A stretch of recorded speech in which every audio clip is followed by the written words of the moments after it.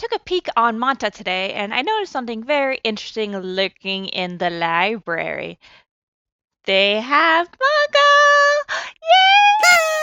Considering how many of us reading Korean webcomics started out with reading manga as that was what it was available and also different from the Western stuff that we grew up with, now we can have a splash of nostalgia on this platform. Manta has several series to read now available on their platform with both old and newer stories. Some of the more well-known series like Fairy Tail or Seven Deadly Sins can now be read. But you could also check out other stories like these two. The first one is A Sign of Affection. It's a slice of life story where the main lead is a deaf girl in university named Yuki and another guy also going to the same university who is multilingual named Itsumi. I've been meaning to check this one out after hearing about it, so thank you, Manta, for making me. After watching a show slash movie like Switched at Birth or A Silent Voice, I've been wondering if we can get another story with characters using different languages but also communicating in that same language at the same time.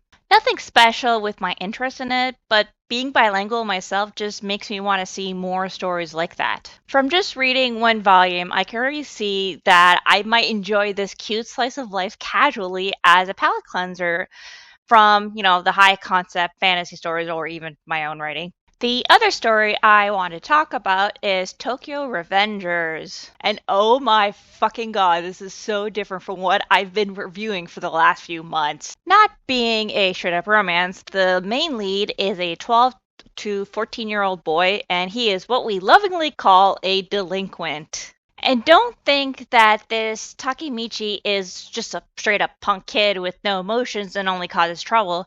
His story is all about how he can somehow jump back 12 years into the past and is trying to save the life of his one and only girlfriend who died in the present. Though they haven't seen each other in many years since running away from home, he still feels awful at the news of her death. Now, with his weird ass power to jump back and forth through time by 12 years, he is determined to save Hina. And honestly, after reading the first volume of the manga, I think she deserves a long and full life as a spunky girl. Plus, the weird way this story kinda uses its time traveling elements reminds me too much of The Girl Who Leapt Through Time and Orange, strangely enough. Not only does Manta have these series, but literally a ton of other manga series like Mushishi, Cells at Work, Parasite, Card Captors, A Silent Voice, Beck, Devil's Line, Mars, and oh!